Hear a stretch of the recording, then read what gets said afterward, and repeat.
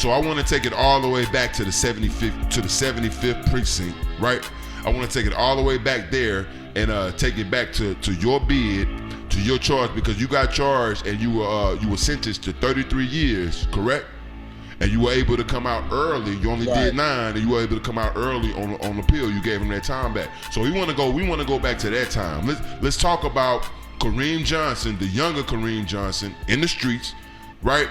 And what was exactly the charge that you caught? How did that come about? And just talk about your experience in the criminal justice system. Well, I wasn't state raised. First of all, I'm from Brooklyn. I'm from East New York, Brooklyn. East New York, Brooklyn is there's no place like it. Mm-hmm. If there has to be a description, it would have to be Vietnam in the late 60s. You know what I'm saying? Beirut, Lebanon. Okay. You know, there's no place like East New York. Okay. You dig? Nothing but gunslingers, nothing but gun poppers, nothing but strong arm robbers. Everybody got a nice hand game. You dig what I'm saying? We one of the last sections of Brooklyn to get into hustling. Okay. And when I'm talking about you coming up with some thorough individuals, we coming up with thorough individuals. Okay. Now, I didn't start doing my bids until I was, an adult. Okay. I wasn't state raised. I was going through the island as an adolescent. Nothing ever stuck. Mm-hmm. So I wasn't coming in and out and, going through juvie, stuff like that. Okay. I did my thing in the street, but I also did my thing in school, man. I was skipped a grade in middle school. Got out of high school early. I was like 16 and a half, going on 17. So you was what we consider in the South like a smart hustler. You had a head on your shoulders. You was in the streets, but you had a head on your shoulders as well. Yeah, I had no choice. My father was one of the first 5 percenters, so he was very well read. My mother was under the nationalist flags, so I had nothing in the house but books. You understand what I'm saying? And extensive books. Okay. Talking about Che Guevara, Fidel, Mao Zedong's Red Book, all the book by the Panthers. My father had reel-to-reels in the house where we were listening to Elijah Muhammad. Mm-hmm. You know what I'm saying? On the reel-to-reel. So, I'm not coming up in the street like the average person. Okay. I was coming up in the street. You dig what I'm saying? My father was in my life, up until, my first year of college. Mm-hmm. You understand what I'm saying? So I had no choice but to be well-read and smart in school. They just, something that they was not tolerating. You dig? But I was the only man in the house. Okay. You know what I'm saying? I had a sister, but she was younger. So, the streets, of course, is going to draw my attention because I never had no brothers. Okay. So, I always ran around with the older dudes that was in the street. But I made sure I did what I had to do in school and made sure I was respectful in the house. So I wasn't the one, where my people could key in and know what I was doing in the street. So where did the first bid, your first real encounter of the authorities and the court system, talk to us about that. At what age did that happen? I was going through court system in the mid 80s, you understand? During the crack era. It was a very different court system than they have now. Like, we would catch a case and get released. You dig what I'm saying? Right. So it was very different than now, where you get one case, one felony, they're giving you $10,000-$20,000 bond. These kids and they're gonna sit you in there, right? They're gonna sit you. You're gonna sit in there, right? Then, craziness. 3 or 4 or 5 cases, open cases, you know what I'm saying? And if it's a strong arm robbery or something that they would consider jostling or grand larceny, you'd be out fighting the case. So it was at one time where, me and my little set, we was going to court every day. You dig? If it wasn't for me, it was for somebody else for 6-7 months. Man, we was always back and forth in the system. Okay. So, we became adjusted to that type of lifestyle coming through the system. It wasn't no judge. You wasn't seeing the judge for 4, 5, 6 days. Okay. You see what I'm saying? So you in there banging out before you even get to Rikers Island. Okay. But after those little bullshit stints and no cases really never sticking, I really never got convicted for nothing. I was able to graduate high school, go to college for a year, and then go into the service. Oh, okay. You know what I'm saying? Right. So, you know, and that's where my Texas connection come in at. I went and did my basic training in El Paso at Fort Bliss. So I'm well aware of that area. Okay. And I did my AIT in San Antonio. So I was in Texas for a nice little stint. And that's where, you know, I became familiar with the hip hop scene that was in Texas at that time. Now I'm talking 88. So you talking Jay Prince, so, Ghetto Boys, Fifth Ward, yeah. And at that point, you know, New York really wasn't getting that type of hip hop. Right. You see, dudes wasn't traveling like that. Right. So they really didn't know any of that was popping off in the South. So I became the one who eventually brought that type of hip hop back to the city, especially to my set. You know what I'm saying? That's when, you know, dudes is getting accustomed to hearing Easy, hearing Quick, hearing dudes from that side, you know. And from Texas, I went to Germany. So I did my whole tour in Germany and came back in 90. Okay. And when I came back in 90, I went back to school. And at that time, I met some of the members of the Wu-Tang. Oh, okay. Rapper AZ, Akinelli. All of us was in BMCC together. And that's Borough Manhattan Community College. And at that point, that's when I caught my serious big. Because even though I did all that, I was still in the street doing my thing. Okay. Stick up kid by trade. You know what I'm saying? If it's going to be took, it's going to be took. If it's not taken from my people, I always went across that bridge to Manhattan. And did what I had to do. So me and the guard, you guard from the Wu, end up going up north together. So you went up. So you learned something there, and this is why I like to do my interviews like this. That's a piece of information that I didn't know. So you went when you caught the 33-year bid, you caught that with you guard. No, that was the first bid. Okay, that was the first one. That was the initial bid. That was 91 to about 93. But you caught it with you guard from the Wu-Tang class. I caught it on my own, and he ended up catching something and coming up behind me.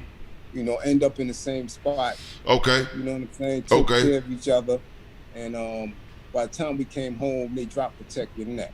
Wow. Crazy shit. Right. Crazy shit. And this is when I met the rest of the clan, you know, and I was tight. And at that point, got even closer with the rapper AZ. So I was moving in those circles, but still in the street. At that time, you know, they wasn't getting no money, and I got to do what I got to do.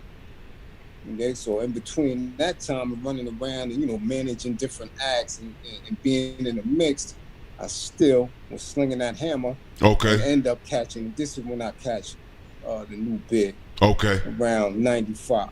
And that's what set me up top. You know what I'm saying? A little incident that I had at Quad Studios.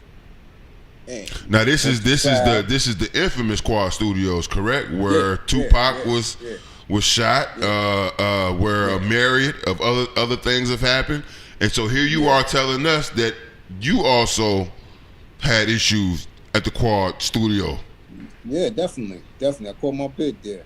Wow. Now this is crazy. So they try to put they don't try. They put 33 on you. They put 33 on your head. Definitely. What is your thought? What is your thoughts at that time? Are you invincible? Man, I'm finna beat this shit like everything else. They ain't really. What's your thoughts at that time? Subconsciously, the way I got caught, and you know, I don't throw my hammers. I got caught with the hammers in the car and all that. So my thing is, I gotta go. And that's heavy. When you get caught with the hammers up there in New York, that's heavy. That you might as well. That's like getting caught with crack down south. You know what I'm saying? Like so that's heavy. You know, but the indictment was kind of flimsy. So I said, listen, I got to go to trial. You know, I'm a stick up kid, but I didn't stick these people up. You dig what I'm saying? And they had me for robbing the whole studio. I went to trial on it. You know, it was flimsy, but I still blew. You can't win in Manhattan when you got hammers. And, you know, the chase was crazy. They chased me from Quad damn near to Jersey. So, you know, when you bringing all that shit up in court, it looked crazy. So I ended up blowing. You know, they gave us a quarter for the robberies and random things on the back. Now, see, for people, for the people who don't understand, when you say you end up blowing trial, can you explain to the people what that means? That basically means I just said fuck it, I'm not showing up. Like I'm burning off. Well, blowing trial is I'm in trial and you know they convict you, they find you guilty. Okay. That's when you're blowing. Okay. You know? Blue trial, and you know my mindset was very different at that time. We talking pre-2000. You know what I'm saying? So you're in a high state of rebellion. You don't even think that you know it's going to be anything after the year 2000. Right. You know, if you of that particular age, you can imagine what was going on. Facts. 1999, 2000, it's a wrap. Facts. I'm in a totally different mind state at that point. I'm like, I'm going to dig a hole. Even if I got to get up out of here, I'm up out of here. Right. You know, so during that time, you know, I'm getting more back into my books, you know, and really taking responsibility for my actions. Grounding yourself. Nobody put me here. Right. You dig what I'm saying? Right. System ain't put me here. You know, I wouldn't leave them things alone, and eventually caught up to me. So now I got to find my hole and get up out of here. Right. That's what it was. I never believed that I was going to do that quarter. Okay. So when you got the time, you even in your mind, like nigga. So you wasn't in court, because I've seen these pictures where these young cats they get this time and they falling out in court. Niggas losing it. Oh my God! Like in your mind. Right, you got the time. It was like, I bet, but I'm gonna figure. I heard what you said, but I'm gonna get out of here. Oh yeah, that most definitely. Okay. I'm plotting from day one. And so where does that mindset come from? Do you think? Well, it came from how I was raised in East New York. You dig? You know, our thing is, man, we gonna do what we want to do when we want to do it. We gonna figure it out. Okay. You dig? It's not no time to stress. It's not no time to cry. We gotta accept it. I've been throwing the hammer a long time, since I was 14, 15. So right. Now I'm 26, and it's finally catching up with me. I gotta do what I gotta do. You dig? So at that point, you know, I mean, of course, you're gonna stress for a hot minute. You know.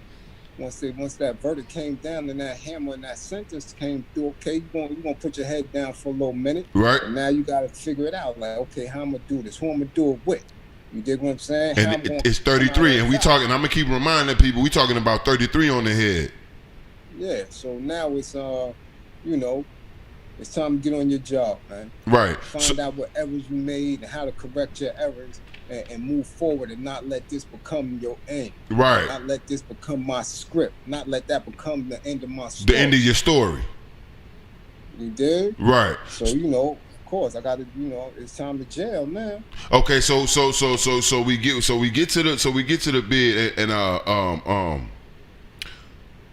before we go further, because I'm gonna try to see if I can get this out of you, and I can understand if you don't want to speak on it, just let me know. Because you spoke about Quad Studios, right?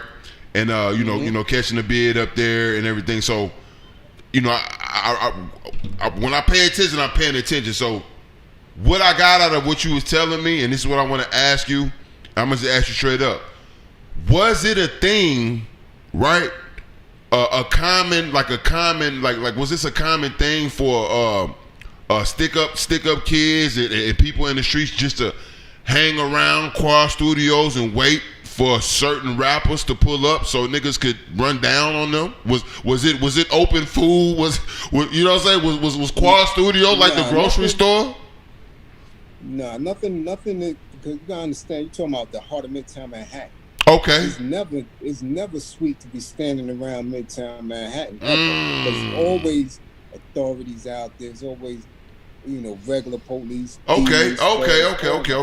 What brought me there was I had an escort service. We was running an escort service. Okay. And there was some dudes who was supposed to be from Cali wanted some broads in there while they was recording their album. A lot of miscommunication. Right. They thought I was somebody I wasn't. Okay. You know what I'm saying? I had a co-defendant as well. And, you know, we wasn't dressed or looking like, we were who we really were. Right. I was playing the game, I was playing the life, but that's not me. You dig what I'm saying? By trade, I throw them things. Right. And, you know, they got out of pocket. You know, I didn't control my anger. I let that thing go. I got you. Dig what I'm saying? I got you. In I got you. hindsight, after trial and all that, you blew up the spot. You blew up the spot. Yeah. You blew up the spot. Listen, you blew it up. You know? I've been guilty of the same thing. You feel me? When I feel like I'm in the right, I feel like my principles, I'm blowing up the spot, bro. Exactly. So it wasn't, you know, wasn't intentional, but like I said, it was a different era and it's a different time zone. Right. You dig? So when you know, think about that era and you hearing all these things about, you know, these studios and these clubs and how dudes is moving around, only a particular type of individuals had direct access to a lot of these things. You could walk right past it and not know that that's a recording studio. You dig what I'm saying? Okay. It wasn't like the Hit Factory where the name is emblazoned on the building and that's the only building. Right. A lot of these stuff was hidden, like, you know, Electric Lady, Jimi Hendrix studio out in the Village. You would walk past that shit a million times. Not even know. That's there, you know, but, you know, Quad was just something. I didn't even know I was in the spot. Okay. You see what I'm saying? I had no recollection that this was the spot, that's where I was at, because I was so used to going to all these other studios. Now, when they say survivor of the 75th precinct, right? I'm assuming that this is where you know, a lot of the activities that you were involved in happen. And so me personally, I know about the 75th precinct. One of the most ruthless, corrupt fucking police precincts in fucking history. You know what I'm saying? I was able to watch the documentary. Yo, shit, that shit was crazy. And so to hear that you were basically catching charges and maneuvering within that time, is there anything that sticks out in that time as far as how the police were moving that you can recall, right? That I'm talking about just extraordinary, like, you know what I mean? Well, like I said, I was raised in, and all I ever was taught by my old timers was not to trust them. You dig what I'm saying? They told you off top, don't trust them. They not here for you. Listen, they was brutal. They would whip on them. You know, they would do all type of crazy shit. But again, I'm not coming from a line of hustlers. You see what I'm saying? I'm not coming from, when you watching those documentaries and they showing you that these dudes was hustling and getting money. The 75th precinct is in 3 different zones. You dig what I'm saying? It is the largest precinct. You dig what I'm saying? In the city, one of the largest. We got 3 different sides. Now you got one side that covers all projects, another side that covers projects and residential, and then another side that's all residential and borders on Queens. Okay. You know what I'm saying? So okay. When you're talking the 75th, there's different factions going on. I'm from the project side. You understand? Okay. So our connection with law enforcement is totally different. You dig? Especially my clique, because we didn't get money in Brooklyn. Right. We went across that bridge because that's where the other side was. Now, see, you're bringing me to a beautiful spot, because I love transitions, right? And this is about to be a beautiful transition. I'm gonna show you. I'm gonna show you where I'm going, because I'm about to show the people something, right? Now, you end up, you know what I'm saying? You end up catching the bid, right? Because and these are one of the reasons, because I don't have you on here as some old dude who used to be in prison, and I'm just telling you about how my life used to be in prison. I got prison stories. No. That's not Karim Johnson. That's not the whole of Karim Johnson, as y'all have seen in the promos, right? So you get to do the bid, and for a lot of people, right, especially at that age, at 26, they say to themselves, my life is over. Like, this is it. You know what I'm saying? They done gave me 33 years. That's it. But here you were saying, nah, y'all got me fucked up. I'm finna get my shit right. I'm finna get the fuck up out of here. You understand what I'm saying? And so I'm gonna show the people a video, right? Because I think I know where where this mindset that you had came from. But I'm gonna show the people first, and then I'm gonna come back and I'm gonna ask you some questions. Now I don't know if you're able to see the video, but I tell you the video that I showed once I come back. So just stay right there for about 1 minute, right? I'm gonna show this video and I'm gonna come back and ask you a couple more questions, okay? No doubt. All right, got you. Y'all check this video out right here. Y'all, I want y'all to pay attention. I think this has something to do with getting this man through the hardships and the situation that he was encountering at such a young age that many of us don't come out of. Many of us don't beat. I want y'all to check out this video. Y'all talk to me in the chats. What do you think about demonstration? Well, if they go to Vietnam, they went on their own. The 5%, see, we know the law is gone and we ain't gonna worry about it no more. You're not gonna worry about what? We ain't worrying about Vietnam. If you went over there, you went on your own. See, we give respect to the government 100%, while we know what the government is doing for the people out here. See, we are 5% of poor righteous teachers. See, we know everything. See, we respect the government at all costs, while we'll back him up, but we know he doing his job, while we out here to do a job also. Right. That's why we here. What do you think about the job they're doing, the government? The government is doing everything right and exact. That's the way it's supposed to be. The government has always been right and exact. They doing their job and we doing ours. The government is going to do their job in the poor part of the planet Earth. What's the difference between the job they're doing and the job you're going to be doing? See, we're going to be building. We're going to build a black nation that's going to be all wise and righteous. And See, we'll obey. That's right. But see, we got our own rules and regulations, and we know that God is alive and he is black. Why aren't you marching today? Why? Because we march for what? We don't need to march. We know who God is. God's going to take care of it all. That's why his son's out here now. You see three of us standing here. We don't protest, you know. We There's three of us right here. We respect the government. We don't go through walking through the streets and protesting. If people want to do something, just go down there one at a time and tell the government what they want to do. The government is writing his act. They know what they're doing. Sure do. While I see Allah is the God, he told us to respect the government 100% and do anything the government asks. Well, see, we know we're going to do for the government. See, the government got to speak to us while we the high intelligent people of this planet Earth. See, Honorable Elijah Muhammad, he's the last and greatest apostle of Almighty God Allah. See, he already submitted 100%. He's the holy Muslim. How about your friend? That's my brother. That's the five. You're 5%. I'm a 5%. I ain't no friend. What it is? I'm not no friend. That's my brother. How do you feel about the demonstration? How I feel about it, didn't you hear me speak? Ain't no difference. We all is one. Pay attention. Would you serve? I'll say. Pay attention. Look at these brothers. God Allah. I go in the army and show improvement. Come back home in no limit of time. The same way I went in there. Are you a draft age now? No, sir. Are either of Yes, you a sir. draft age? Have you been called? No, sir. Well, I spoke to the government while the government told me to lay cool for a while. You got a deferment? Yes, sir. Are you trying to get other black youth to not go into the army? Are you No, I'm interested not in stopping preserving them. lives? I'm not stopping You're them. not stopping nobody. If you go to Vietnam, you go on your own. See, everyone is independent. This Independent. year here is independent year. Independence. They don't know they're independent while they gotta go out in the street and go by themselves. I'm gonna stop right there. Y'all pay attention to what's going on tonight. Y'all might learn something.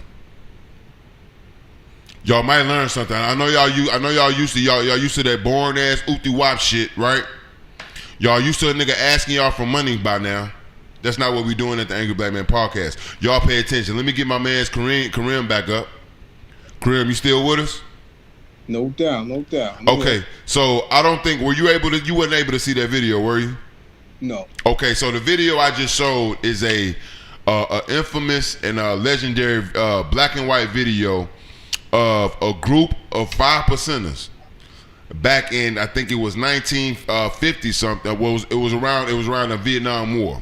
Okay, and so you had a group of it was about 5 or 6 young brothers, right? 5%ers out here on the block, and they were being interviewed by the mainstream media, right? Okay. And they were being asked about, going to Vietnam and protesting, and everything that these brothers had to say was against the mainstream black norm. They said, "My nigga, we don't fucking protest."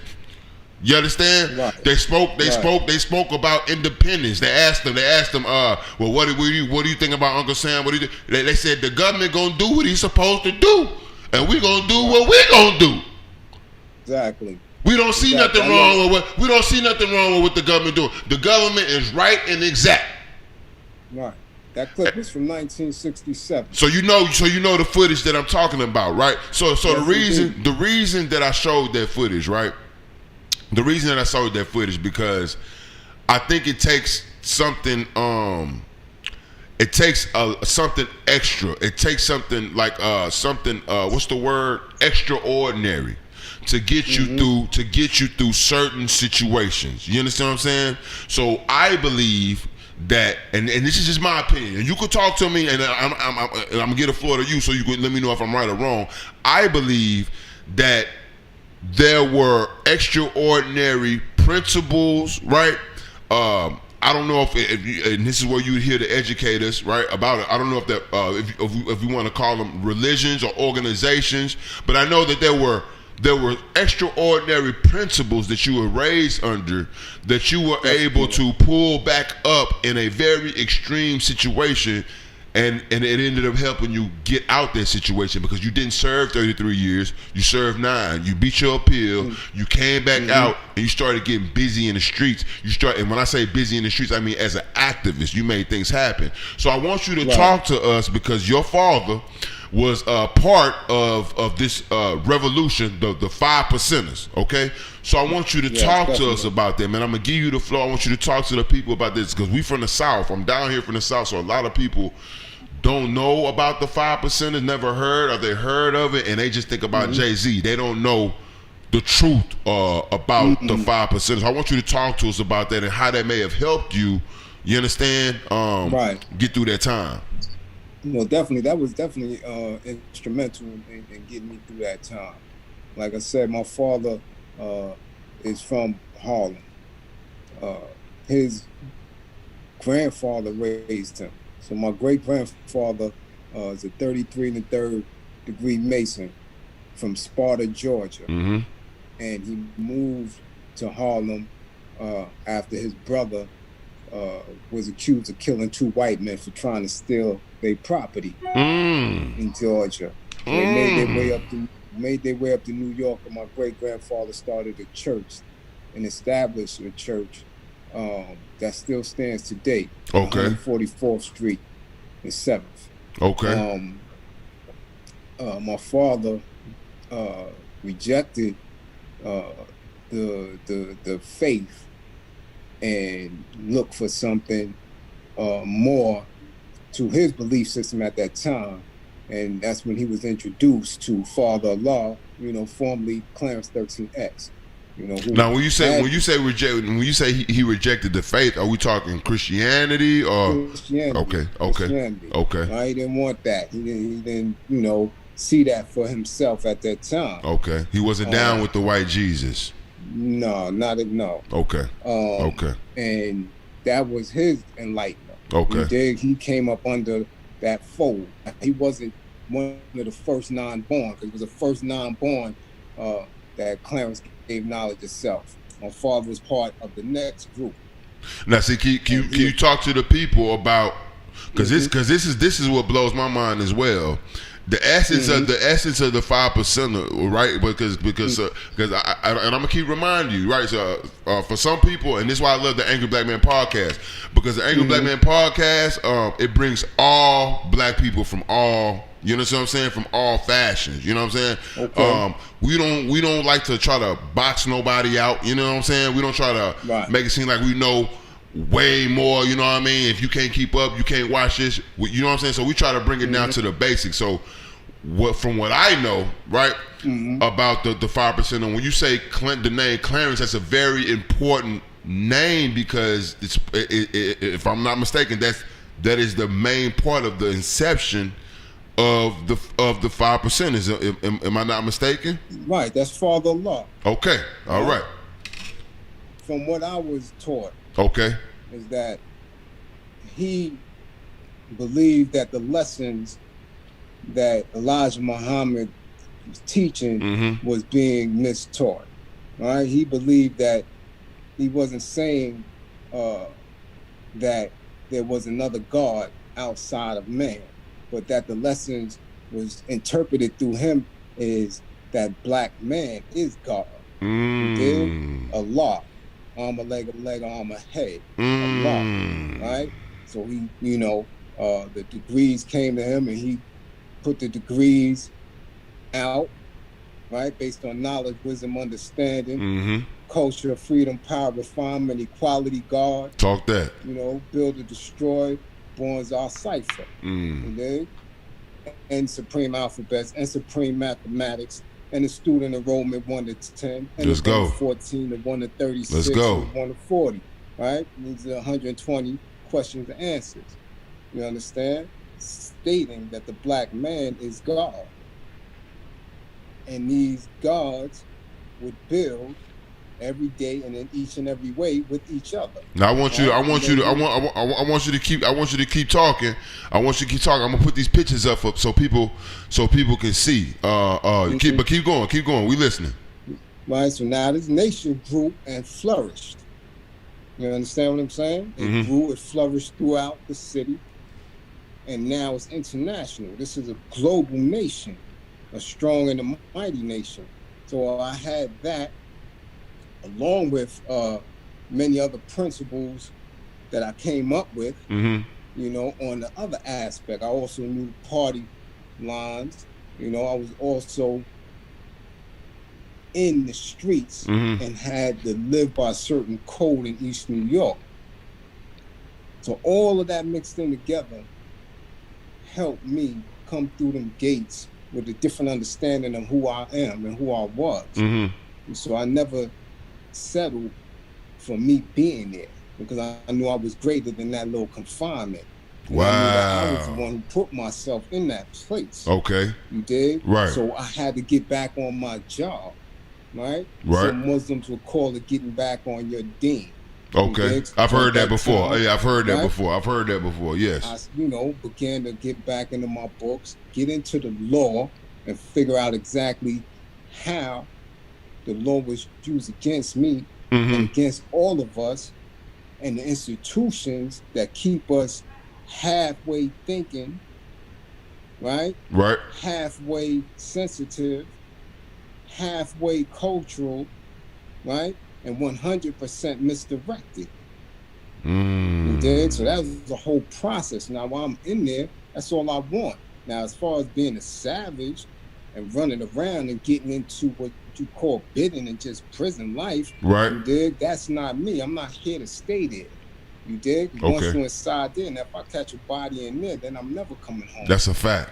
You understand what I'm saying? And it was a very critical time. Like I said, I got caught 9/5. So when you're talking about 9/3, 9/4, 9/5, we're talking about the Bloods, the New York Bloods emerging. Height of gang activity. Rikers Island. Correct. Right? So now you have a lot of different gang activity going on. Right. You dig? And I'm not one to run around with a bunch. You dig? I'm a soldier, I'm an army of one because that's how I was raised. I came up in the 75th precinct where we looked at dudes based on who they were, not based on their crew. Okay. You dig? So dudes had to stand on their own. You had to have your own knuckle game. You had to have your own hammer. You had to have your own reputation. Right. I'm not running around with a bunch of individuals. You dig? So you weren't able, and that's important because basically you weren't able to be snatched down this wormhole by your so-called peers. You couldn't be led astray easily. No, not at all. But I knew them. I was around them. I banged with some of them because right is right and wrong is wrong. You're not gonna do one of them no damage because y'all got higher numbers. Right. Right. I'm not gonna let no black man get murdered up in the pen. You dig? So I'm gonna bang out with him, but that don't mean I'm going to come home and embrace you because I belong to something different. But a lot of people. I understand where you coming from when you talk like that because I'm from the South and we move a little bit different down here. So I definitely understand what you're talking about when you say that. But would you believe that it's a lot of people, a lot of youngsters, and I hope they are able to see that. A lot of young people can't conceive, Karim, that you can go into a situation, right, where there's either one side or the other, right? Yeah. They don't conceive that you could go into that situation and not have to pick a side, just make it through the situation on your own fucking principles. Do you understand what I'm saying?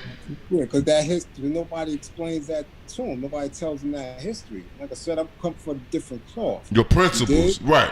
When they hear all these stories about this dude banging out, these guys banging out, this guy, but they don't get neutral perspective because there's a lot of dudes in there who are neutral, was holding it down. You dig what I'm saying? And these dudes had to reach out to them. Okay. They was actually the real strength. You know what I'm saying? To get certain things done and move in a certain way. You dig? So okay. Don't get me wrong. It was a lot of dudes, you know, a lot of day ones of mine that joined up and went in them directions. Okay. You dig what I'm saying? And was able to have their own sets and things like that. It's just not me. Okay. Okay. That's not my story. I'm not going to stay up in there and get lost in the system because some other dude really not built the way I'm built and some shit, and I got to come to the rescue. Right. You dig what I'm saying? That's not me. That's not what I'm about. Okay. You dig? And if I'm going to leave something, I'm going to leave police. I'm not going to leave nobody else. You dig? That's my thing. My thing, if I'm going up against them, ain't nobody, as far as my peers, can do nothing to me. Right. You dig what I'm saying? Right. My enemy's over there. That's the enemy. Okay. You dig? Not my people's. I don't care how ignorant you are. I don't care how much lack of knowledge of self you have. You dig what I'm saying? I'm not your enemy. Okay. You dig what I'm saying? So what I know, as far as my hands, as far as my work that I gotta put in, is never addressed to them. Okay. It's always addressed to them dudes that's in that uniform. So that's what kept me afloat, and that's how I always moved around. So I'm in the law library. You dig what I'm saying? Helping dudes with their casework. Right. You know, I'm in the blocks. I'm doing everything that anybody else is doing. Right. I remain neutral. Right. You know Right. Right. I'm dealing with justice and equality. I'm not dealing with no bullshit. I don't get high. You dig what I'm saying? I don't drink. Right. Right. You dig what I'm saying? I never did none of that. Okay. You see what I'm saying? So I'm always focused. When I know I'm going to do something, I'm going to do it because I'm clear right here. Okay. Not because I'm high on drugs, not because I'm drunk, not because I'm sniffed up. You dig what I'm saying? Or pilled up. I know I'm coming. Okay. You gonna know I'm coming. You dig what I'm saying? So it's a different mindset when you talking about you gotta be on your dean to get up out of there. Right. You gotta be focused on your degrees to get up out of there. You have to hold yourself in a certain manner because your life could be taken away at any time. At any time. We're not talking about any day, any hour. We're talking about any second. Right. Just like that. Do not own your life up in there. It could come from the police. It could come from one of your peers. It could come from a bot. Right. You dig what I'm saying? Right. So you gotta be focused, and that's coming from East New York. We were always focused because we did so much shit that we can't fall back. So check this out. So we're gonna fast forward because we got people hungry. We got people listening, they paying attention, and we got people hungry. We got people yelling out Young Pharaoh. We got people yelling out Umar John. They hungry, right? But they don't understand it was necessary to establish. You understand what I'm saying? This groundwork that I'm doing. Okay? So we fast forward. They put the 33 on your head. You deal with the circumstances and the elements that you're thrown into accordingly. You deal with it accordingly, right?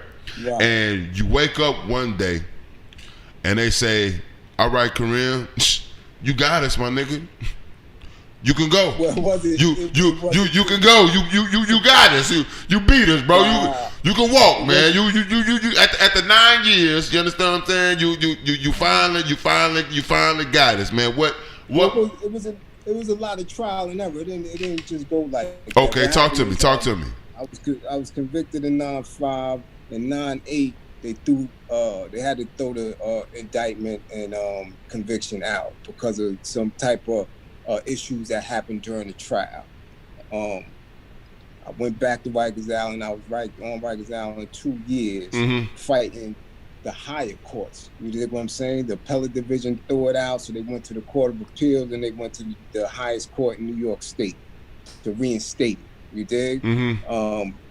And in them 2 years I'm on the island, you know, I'm seeing everybody that come through. Anybody y'all seen on YouTube, anybody y'all seen on all these different platforms, I was with them, I know them well. When they was coming back and forth But they was having appeals and cases, so we bumping into each other. Right. So you were able to figure out what's working, what's not, kind of like what not, like kind of compare, do test cases, get side. I feel you. Seeing everything and everything. Right. The whole prison politics. Everything. Yeah. So you get a good understanding and education of what's going on as time is changing. Definitely. It's time. Yeah, I got you. In 2000, you dig what I'm saying? But you got to be paying attention, though. You got to be paying attention. Right. Definitely. Listen. There's no prison system like Rikers Island. None whatsoever. Mm-hmm. You see what I'm saying? Dudes is killing themselves and hanging up down there. R.I.P. Malik Browder. R.I.P. Malik Browder. Jay-Z did the documentary about R.I.P. Got all type of shit. Yeah. You see, the police is on each other on Rikers Island. Yeah. You know what I'm saying? That's a fact. It's a monster. I see it. Yes. It's a monster. Yes. So it's just something that you have to be highly focused. You dig? Highly engaged, and you can't play the back. Okay. Either you're in it or you're not. Okay. You dig? Because you're going to get tested every day. Whether you're testing yourself or somebody testing you or just the conditions that you're in. It's a disgusting, dirty facility. It's just a wreck. You see? So after, 2000, I go back up north. You dig what I'm saying? Because now you got to cut my time. You dig? When I go back up north, I go to my first parole board on 9/11. You dig what I'm saying? In all reality, they were supposed to postpone it, but they didn't, and I got hit with another 2 years.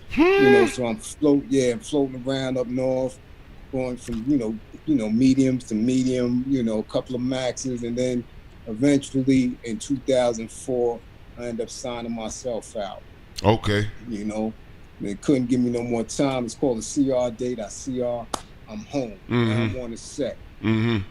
What are you going to do? Right. You dig what I'm saying? Right. This is the test here. All that shit is meatball shit because you conditioned to do that. Right. Right? You work out. You keep your mind right. You dig what I'm saying? You stay away from the prison politics and the bullshit. You dig? It's real control. But now you home. What you going to do? Right? I had a lovely support system. You dig what I'm saying? My wife held it down. You know what I'm saying? Out of 7 years, 8 years, that she was with me. Oh, wow. 4 visits. Okay. 4 visits. Wow. 2 of them was because she was in a bad car accident. You know what I'm saying? Other than that, she rocked out the whole thing. Okay. So what I'm going to do?